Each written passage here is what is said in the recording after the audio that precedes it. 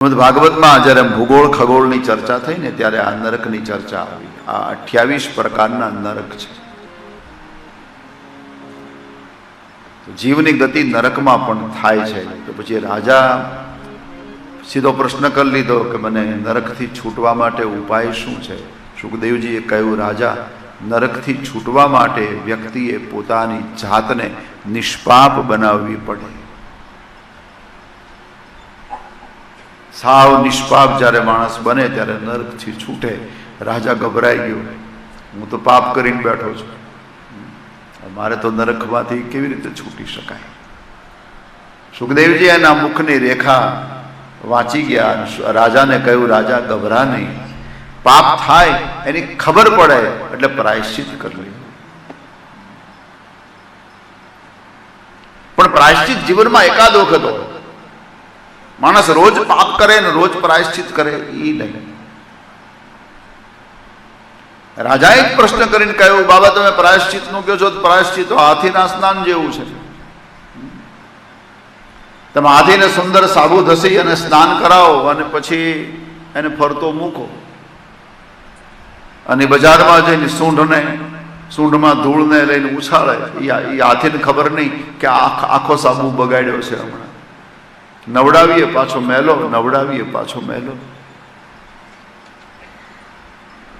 રાજા, માણસ પાપ કરે ક્યાં સુધી?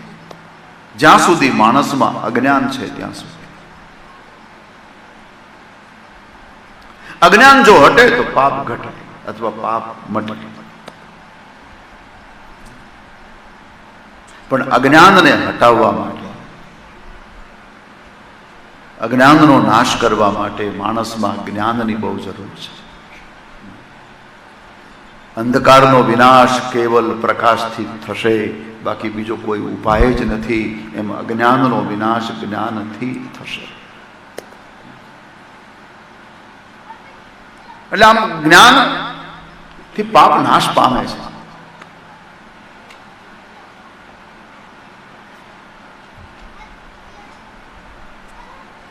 જ્ઞાનના અગ્નિમાં થોડું ધ્યાન આપજો. જ્ઞાનના અગ્નિમાં પાપ બળી જાય છે. જ્ઞાનાગ્નિ જ્યારે અંદર જ્યારે લાગી જાય ત્યારે જ્ઞાનના અગ્નિમાં પાપ બળી જાય છે. પણ જ્ઞાનમાં મુશ્કેલી બળી જાય પણ મૂળિયા રહી જાય છે. એના મૂળ રહી જાય છે. એ પાછું ક્યારે કોળે એનું કઈ નક્કી નહીં. અત્યારે એક એવી દવા આવી છે ને, ખેડૂતોને ખબર હોય, હા, એ તમારે નિંદામણની જરૂર ન પડે, છાંટી દો એટલે ઘાસ બળી જાય. હા, પણ બળી જાય પછી પાછું ઉગે જ નહીં એની ગેરંટી નહીં. એ તો થોડું પાણી મળી ગયું, મહિનો 2 મહિના ગયા એટલે પાછું કોળે.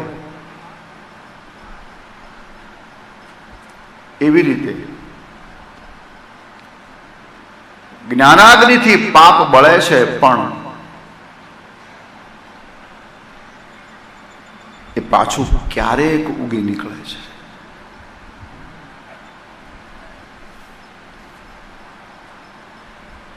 એના કરતા રાજા, ભક્તિ સર્વદા શ્રેષ્ઠ છે. ભગવાનનું ભજન કરનારો પોતાના તમામ પાપથી છૂટી શકે. પોતાના તમામ પાપને એ બાળી દે છે ભગવાનનું ભજન.